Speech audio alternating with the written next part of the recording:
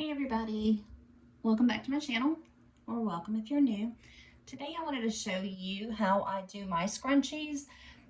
I do mine a little different than what I've seen most people do, and I'd love to show you just so you can see it's super quick, easy.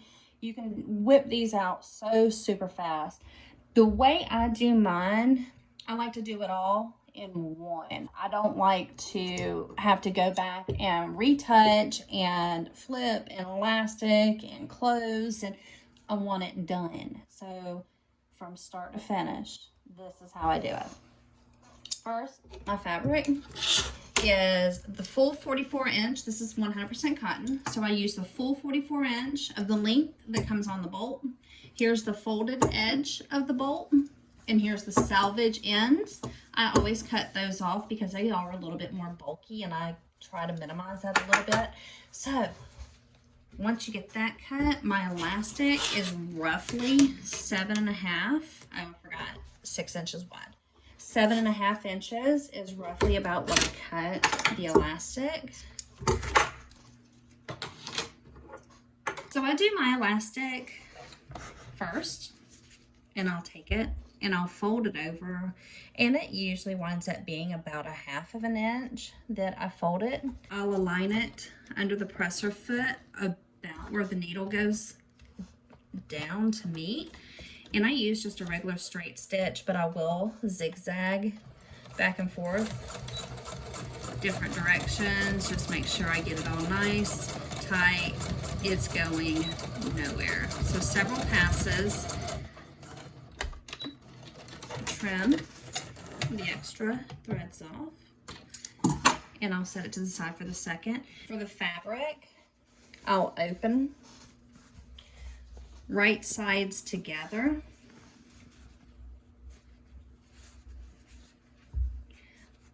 The short edges I meet. Just make sure everything is nice. So we are going to sew 1/2 inch seam allowance, straight stitch. And if you need to pin, feel free to do so. Pinning honestly slows me down. I've been doing this for so long that it's not even worth it for me anymore. If you're using tags, go ahead and get those ready to insert right here. And you'll want your design piece of the tag, the folded or the design part, or the open part on the open part of this. So go ahead and slide that right on in, and just make sure everything is laying flat. And I try to cut my tags to where they line up, so edge to edge. This one may have been cut just a tad short, so I'm gonna bring it down just a smidge and pray. Go ahead and finish off.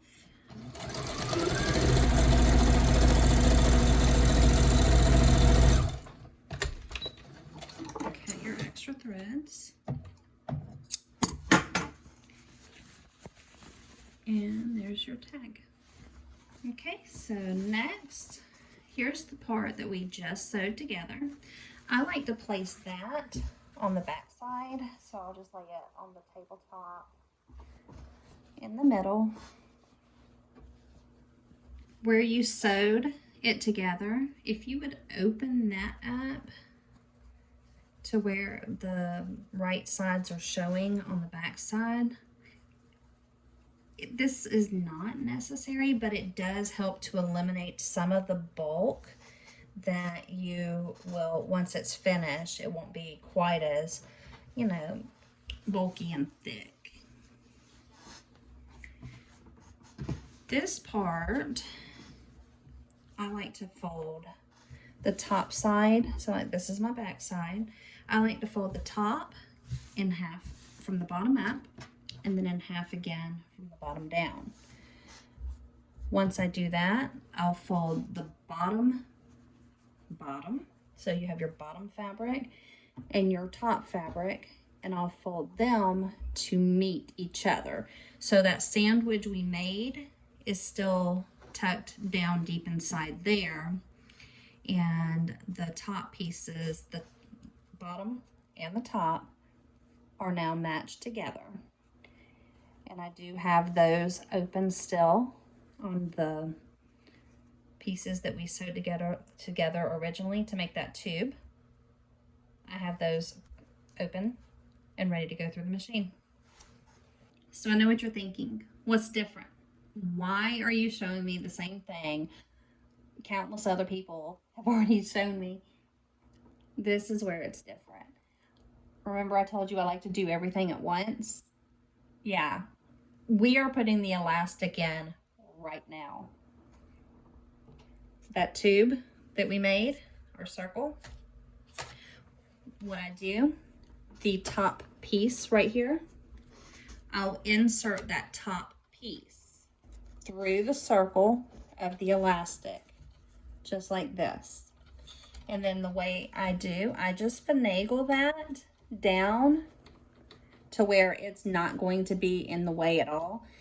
The top and the bottom seams, I still like to keep those matched up. It makes, you know, everything symmetrical, and the placement is where it needs to be. Nothing is cattywampus or, you know, out of place in any kind of a way. So just adjust everything you need, and then I'll just lay the presser foot down, finish adjusting if needed. Make sure everything is exactly where it should be. Like that piece was flipped over. And literally we're just gonna start sewing. This is it. Back stitch. The elastic is usually always going to be on the top. Pull your top piece of fabric through the elastic. Readjust however you need. Make sure that everything is sandwiched inside still. The elastic is inside. That middle sandwich is tucked down. We don't want it to get into the seam, because then we'll have to go back and, of course, rip the seam out and fix it. So just consciously, I guess, try to keep everything away from where we're stitching.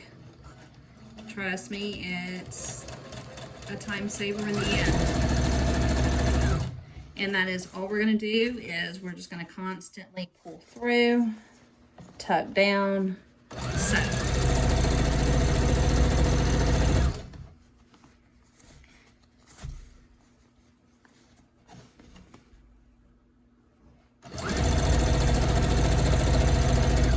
And please do not pay an ounce of attention to my fingernails. I have been painting and cleaning and even doing some things on my Jeep. So right now there's just no hope for those. And until I finish everything, there's no sense in even trying.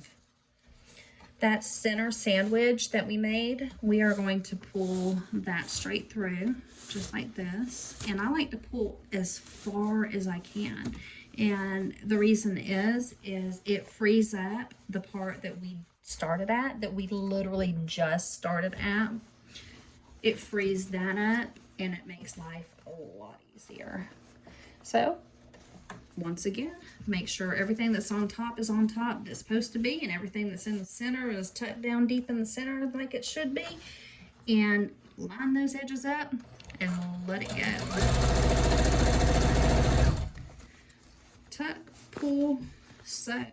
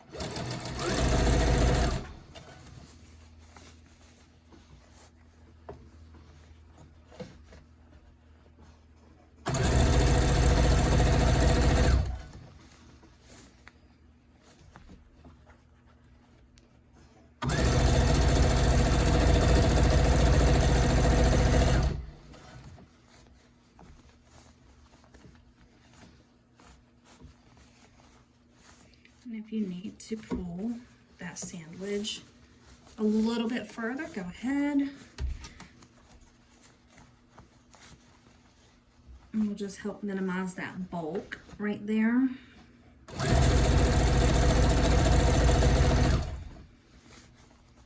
And we're actually getting close to where we started.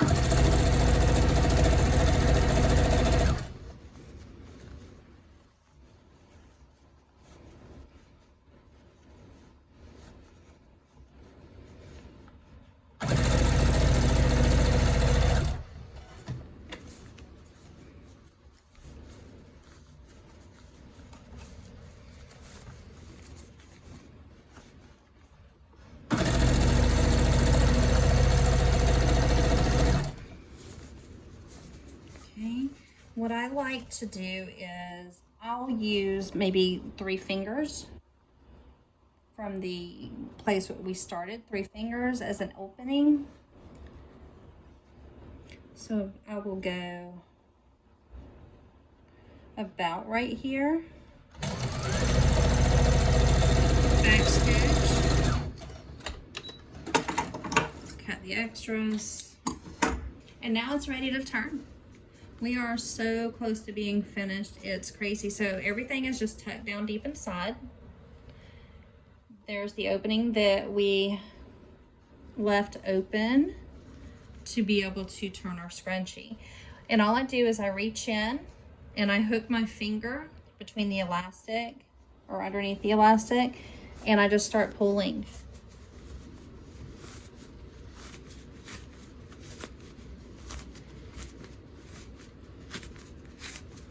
And just pull until you are 100% out. There's the scrunchie, there's the tag, there's the opening. All we have to do is shut that up and we are ready to move on to the next. All right, let's close it up. All I do is put the 2 pieces together, make sure all the innards are stuck in and it's right side or wrong sides together, right sides are facing out. Find where you started or where you need to start, where the open edge begins. Back tack right there as close to the edge as you can get, that you'll be able to grab both. Oops, I went off a little bit. That you'll be able to grab both pieces and taper it off at the end. Cut our extras. Just tidy it up, make it look nice and neat. Get as close as you can, obviously without cutting your fabric. And these were the only scissors I had close. Normally I would have trimming scissors.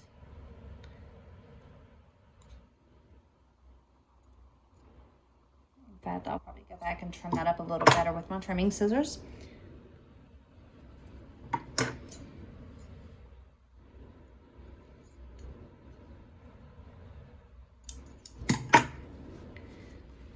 There it is. Fluff that baby up. And she is ready to go. 100%, one sitting, done. That's it. Super quick, super fast. I hope I was able to show you something new that maybe you will be able to implement in your scrunchie making. And if you like this video, please give it a like. Subscribe to the channel. I will try to be able to post more in the future. But yeah, thank you guys. See you next time. Bye.